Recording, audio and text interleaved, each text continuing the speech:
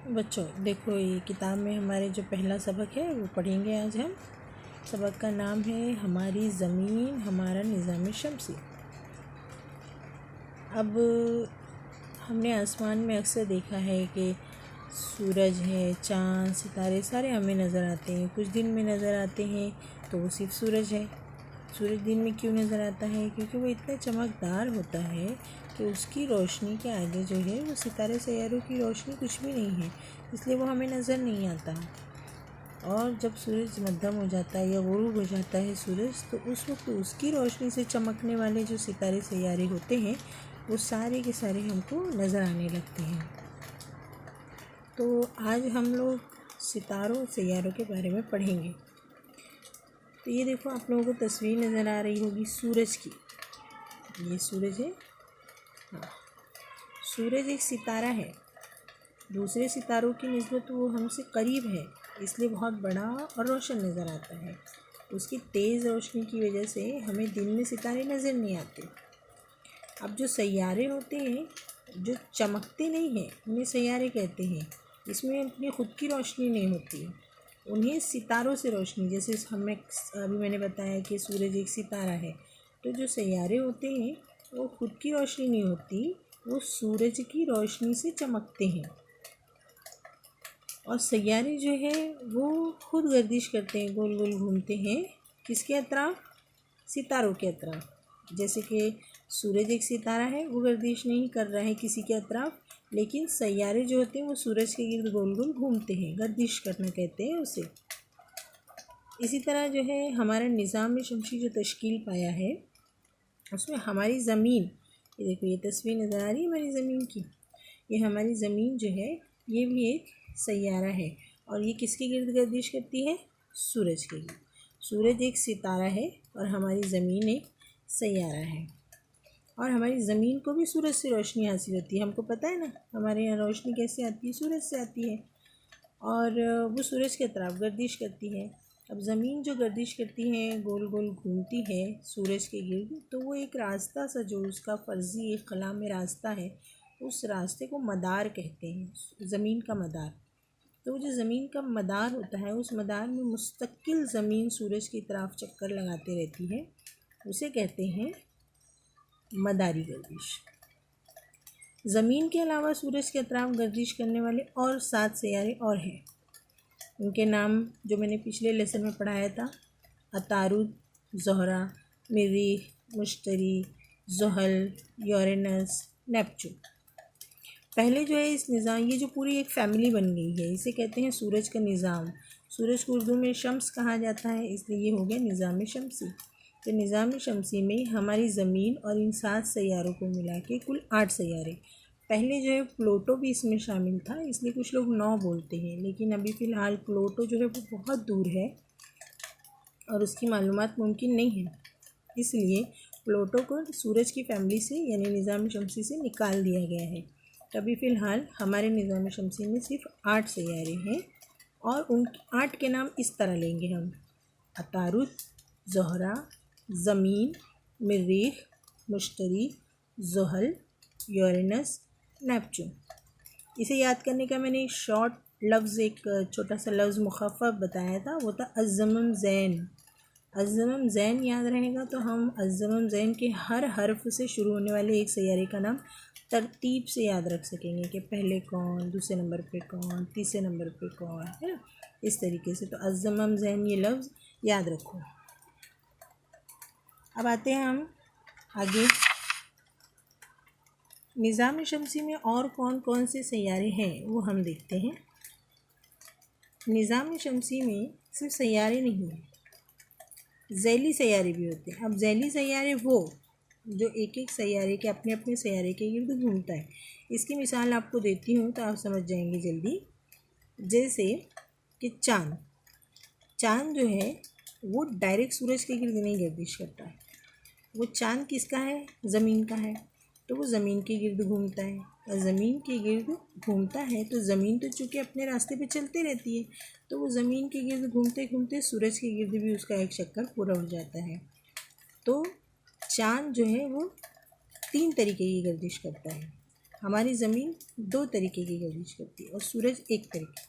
सूरज वो खाली भौरे की तरह, लट्टू की तरह घूमता रहता है, और ज़मीन जो है लट्टू जो भौरा खेलते हैं ना आप लोग, उसकी तरह घूमते घूमते घूमते घूमते वो सूरज के गिर्द भी घूमता है। तो दो चक्कर हो गया। तो जो ज़मीन लट्टू की तरह घूम रही है उसे कहेंगे महवरी गर्दिश, और जो लट्टू की तरह घूमते घूमते सूरज के गिर्द घूम रही है उसे कहेंगे मदारी गर्दिश। अब चाँद जो है वो लट्टू की तरह घूम रहा है, वो उसकी महवरी गर्दिश, और फिर वो घूमता है ज़मीन के गिर्द, वो उसकी हो गई ज़मीन के गिर्द गर्दिश। और जो तीसरी एक गर्दिश वो करता है वो सूरज के गिर्द घूमता है। ठीक है। तो इसी तरीके से सिर्फ ज़मीन के चाँद नहीं होते, और भी दूसरे सैयारे हैं जिनके चाँद होते हैं। तो ये जिसे हम चाँद कह रहे हैं ये ज़ैली सैयारा है, इसे हम ज़ैली सैयारा कहते हैं। तो ये ज़ैली सैयारे अपने अपने सैयारों के गिर्द घूमते घूमते सूरज के गिर्द भी घूमते हैं। अब इसके अलावा कुछ सैयारे ऐसे होते हैं जो बौने सैयारे होते हैं। वो बौने इसलिए होते हैं कि बहुत छोटे फलकी अज्साम, फलक यानी आसमान, अजसाम यानी जिस्म, आसमान में वो जिस्म होते हैं बहुत सारे, इसलिए अजसाम कहेंगे हम। तो आसमान में वो जो फलकी अजसाम जो हम कहते हैं जिन्हें, वो बौने सैयारे भी होते हैं जो बहुत छोटे छोटे होते हैं। जैसे मैंने अभी प्लूटो का बताया, तो प्लूटो बौना सैयारा है, बहुत छोटा है, उसकी मालूमात मुमकिन नहीं है, वो बहुत दूर भी है, वो इसे बौना सैयारा कहते हैं। ये जो है आज़ादाना तौर पर गर्दिश करते हैं, यानी ये घूमते रहते हैं सूरज के गिर्द, इनका अपना अलग मदार होता है लेकिन वो बहुत छोटे होते हैं। इसी तरह अब बारी आती सैयारचे की। अब देखो यहाँ ये जो तस्वीर दी हुई है इसमें देखेंगे हम सैयारचा किसे कहते हैं। ये देखो यहाँ पर मैं निशान लगा देती हूँ, आपको समझ में आएगा। यहाँ पर ये देखो, ये जो पूरा जो ये पट्टा है ना, ये छोटे छोटे चमकदार जो सैयारे नज़र आ रहे हैं, ये किसके बीच में है? मरीख के बाद, मरीख के बाद आता है नंबर, मरीख के बाद किसका नंबर होता है? मुश्तरी का। ये मुश्तरी है ना, ये मुश्तरी है, ये देखो ये है मुश्तरी और ये है मरीख। इन दोनों के बीच में ये जो पट्टा है चमकदार सैयारों का, ये छोटे छोटे जो सैयारे होते हैं इन्हें कहते हैं सैयारचा। ये देखिए मुश्तरी और मरीख के बीच के, तो ये सैयारचे होते हैं, इन्हें कहते हैं सैयारचा। इनका एक पट्टा सा बना हुआ है, इस पट्टे में पाए जाने वाले जो फलकी अजसाम होते हैं वो सैयारचे कहलाते हैं। ये भी सूरज के गिर्द घूमते रहते हैं, गर्दिश करते रहते हैं। अब सूरज की बनिस्बत निज़ाम शमसी के दीगर फलकी अजसाम बहुत छोटे होते हैं। अब देखो सूरज कितना बड़ा है और बाकी के जितने भी फलकी अजसाम हैं, चाहे वो सैयारे सैयारचे हों, बौने सैयारे हों या फिर ज़ैली सैयारे हों, बहुत छोटे होते हैं। इसलिए जब हम चाँद को देखते हैं, हमने सैटेलाइट से खींची हुई वीडियोस वगैरह आप लोगों ने शायद देखी होगी, उसमें जब हम चाँद को देखते हैं तो बहुत ही छोटा सा नज़र आता है ना। लेकिन चूँकि चाँद हमारी ज़मीन के करीब है इसलिए वो हमको बड़ा नज़र आता है ना। सूरज जो है सूरज से बहुत दूर है और ज़मीन से करीब है, इसलिए हमें वो चाँद दूर होने के बावजूद भी सूरज की तरफ बड़ा नज़र आता है। अब यहाँ पर ये जो तस्वीरें दी हुई हैं ज़ैली सैयारे सैयारचे, इन सबको आपको जो है एक तस्वीर बनाओ कॉपी में, कॉपी का प्लेन कागज़ ड्राइंग का पेज है कुछ है, उसमें ये पूरा फ़ोटो बनाओ, इसका ड्राइंग बनाओ और इसकी ड्राइंग बनाकर ये जो पूरा हिस्सा है इसकी ड्राइंग बनाओ, ये पूरा बनाओ इसकी कॉपी में। और ये जो नाम लिखे हुए हैं मरीख है, ये यहाँ से शुरू है, तारुद, ज़ोहरा, ज़मीन, चाँद, मरीख, मुश्तरी, ज़ुहल, यूरेनस, नेपच्यून और ये प्लूटो। ये पूरा नाम भी बराबर लिखो और उसको अपनी जो EVS की आप लोग कॉपी बनाओगे अगर, तो उसमें इसको चिपकाना है आप लोगों को खूब अच्छा, और इसका फ़ोटो भी मुझे व्हाट्सएप पर भेजिए। ओके, अब हम देखते हैं सवाल जवाब या फिर यहाँ देखो, ये इसमें जो सवाल जवाब दिए हुए हैं इसको हम लोग हल करते हैं। ठीक है, तो यहाँ पे पहला सवाल है, सूरज के सबसे करीब कौन सा सैयारा है। तो अब हम लोग इसमें फ़ोटो में देखेंगे सूरज से सबसे करीब कौन सा है भाई। हाँ, सूरज से सबसे करीब में मुझे अतारुद नज़र आया, आपको भी नज़र आया होगा। तो ये पहले सवाल का जवाब हो गया अतारुद। अब हम देखते हैं अगला सवाल क्या पूछा है। अगला सवाल है, ज़मीन सूरज से कौन से नंबर पर है। ठीक है, अब हमको फिर जाना पड़ेगा इस तस्वीर में। यहाँ देखो, हमारी ज़मीन है यहाँ पे। तो कितने नंबर पे हो गई, ये 1, ये 2 और ये 3। तो यानी ज़मीन जो है वो सूरज से तीसरे नंबर पर है। चलिए, तो ये दूसरे सवाल का जवाब हमको मिल गया। अब हम देखते हैं अगला सवाल। अगला सवाल है हमारा, ज़मीन और अतारुद के दरमियान का सैयारा कौन सा है। अब फिर हम पलटते हैं अपनी तस्वीर की तरफ। ज़मीन और अतारुद बोला है ना, तो हमें यहाँ पे पहले ज़मीन ढूंढेंगे, अतारुद ढूंढेंगे। ये है हमारी ज़मीन और ये है अतारुद। अब इसके बीच में सैयारा है, ये कौन सा है, ये ज़ोहरा। तो ये ज़ोहरा सैयारा। तो ये हो गया हमारा जवाब। अब हम देखते हैं अगले सवाल की तरफ बढ़ते हैं। अगला सवाल है, चौथा सवाल हमारा, कि मरीख़ के मदार के बाहर सैयारों के नाम तरतीब से लिखिए। अब मरीख़ के मदार के बाहर जो सैयारे हैं वो देखना है हमको। तो हम फिर जाएंगे उसी पेज पर। अब पहले देखेंगे मरीख़ हमारा है यहाँ पर।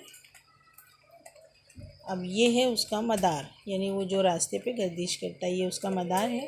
अब इसके बाहर जो है, उसके बाहर कौन से हैं, ये वाले सैयारचे हैं।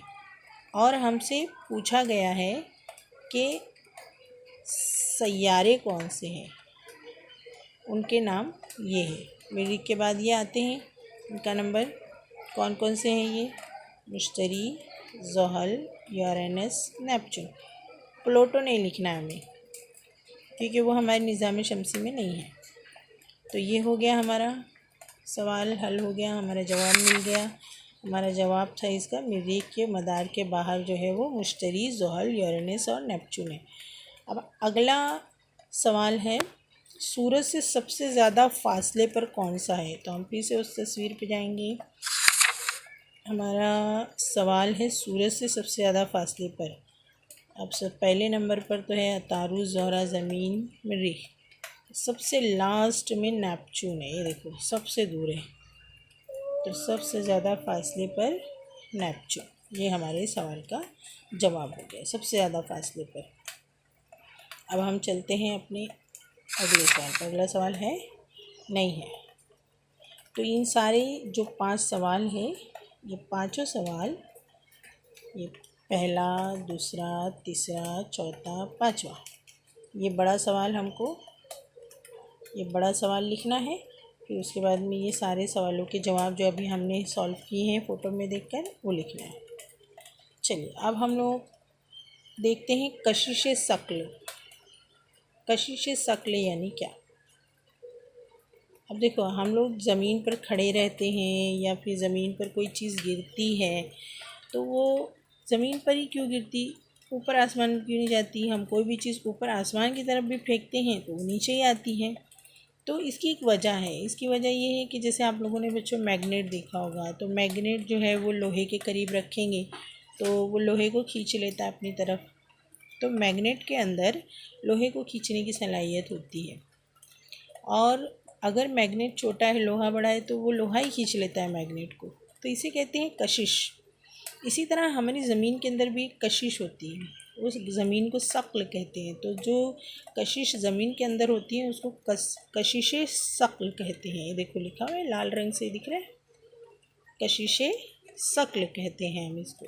ये तो कशिश शक्ल यानी ज़मीन की किसी चीज़ को अपनी तरफ खींचने की कुव्वत। तो ये कशिश शक्ल की वजह से ये जो फल्की अजसाम यानी जो आसमान के अजसाम होते हैं वो एक दूसरे को अपनी तरफ खींचते हैं। उनके अंदर ये कुव्वत होती है, खींचने की कुव्वत एक दूसरे को। तो सूरज की सैयारों पर जो असर करने वाली कुव्वत कशिश शक्ल और सैयारों की सूरज से दूर हो जाने की जिबिल्लत के मजमूई असर की वजह से सैयारे सूरज के गिर्द मखसूस फासले पर मखसूस मदार पर गर्दिश करते रहते हैं। अब सैयारे दूर हैं सूरज से दूर हैं सैयारे, और लेकिन सूरज उनको खींच रहा है ना, अपनी उसकी कुव्वत असर कर रही है, वो खींच रहा है। और सैयारे जो हैं वो दूर की तरफ जा रहे हैं, उसकी वजह से क्या होता है वो एक ही जगह पर फिक्स होकर गोल गोल घूमते रहते हैं, अपनी तरफ में गर्दिश करते रहते हैं, है ना। अब यहाँ पे कुछ एक नॉर्मल से कुछ सवालात हैं जिनको हम लोग देखते हैं। पहला सवाल है ये चीज़ें किस सिमत गिरती हैं, ये हमारा मेन सवाल है। फिर पहला सवाल है दरख्त के टूटे हुए पत्ते, फूल और फल ये कहाँ गिरते हैं? हाँ, नीचे की तरफ गिरते हैं, नीचे आते हैं। पहाड़ों से जो टूटने वाले पत्थर होते हैं वो कहाँ गिरते हैं, किस सिमत में? हाँ, ज़मीन की सिमत गिरते हैं। और ये तीसरा वाला आसमान से बरसने वाली बारिश ऊपर नहीं जाती ना, नीचे आती है। तो ये क्यों होता है ऐसा? ज़मीन की कशिश शक्ल की वजह से तमाम चीज़ें ज़मीन पर कायम रहती हैं। कोई चीज़ ताकत से ऊपर फेंके, कितनी ही ताकत से ऊपर फेंके भी, तो वह आखिरकार ज़मीन पर ही गिरती है। अब हमने इस सबक में जो नया लफ्ज़ सीखा है वो लफ्ज़ है खला, क्योंकि ये सारे सितारे सैयारे खला में है ना। और मैंने बताया था पिछले सबक में आप लोगों को खला किसे कहते हैं, हवा नज़म पढ़ाया था जब कविता मैंने बताया था खला कहते हैं उस जगह को जहाँ पर हवा भी नहीं होती, वो बिल्कुल खाली होती है। अभी हमारा घर खाली है लेकिन हवा है, कोई डब्बे बंद हैं, कोई कबर्ड बंद है, कुछ भी बंद है, वहाँ पे क्या है, हवा है। लेकिन ऐसी जगह जहाँ पर हवा भी नहीं उसे खला कहते हैं। अब देखो खला जो है वो कहते हैं एक बहुत ही अच्छी और मुनज़्ज़म तारीफ़ अगर हम लिखेंगे तो खला कहते हैं सैयारों सितारों के दरमियान पाई जाने वाली खाली जगह को खला कहते हैं। इसको फ़ज़ाए बसीत भी कहते हैं, फ़ज़ाए बसीत। अब यहाँ पे एक लफ्ज़ बताऊँ, फ़ज़ा, इसको है ना फ़िज़ा नहीं बोलना है हमको। ये देखो, ये जो फ़िज़ा लफ्ज़ है ना, इसको फ़िज़ा नहीं बोलना है, ये फ़ज़ा है। फ़िज़ा कैसे लिखते हैं? फ़िज़ा ऐसे लिखते हैं जिसका मतलब होता है चांदी, और ये है फ़ज़ा, इसका मतलब होता है हवा, माहौल, आबो हवा। हाँ, फ़ज़ा। तो फ़ज़ाए बसीत यानी ऐसी जगह जो खाली हो, जहाँ पे कुछ भी ना हो, तो जो खला होता है उसको फ़ज़ाए बसीत कहते हैं। ठीक है, आज के लिए इतना ही काफ़ी। अब ये जो हमने ये सवालात जो 3 सवालात किए हैं तो उसमें आप लोगों को ये भी लिखना है कॉपी में। पहले ये हमारी हिदायत, फिर ये पहला सवाल, दूसरा सवाल, तीसरा सवाल, उसके बाद फिर हमको लिखना है उससे पहले हम ये वाला करेंगे, ये वाला जो मैंने पहले ही बताया था आप लोगों को, ये हिदायत पहला, दूसरा, तीसरा, चौथा, पाँचवा, पहले ये करेंगे, फिर उसके बाद में ये वाला करेंगे। ठीक है, तो इतना काम कर लीजिए और उसकी जो फ़ोटो खींचकर ग्रुप पर भेजिए, और पेन से लिखिए, पेन से हाशिया बना के, बहुत अच्छा और ख़ूबसूरत राइटिंग। कोई भी काम जल्दी में मत कीजिए।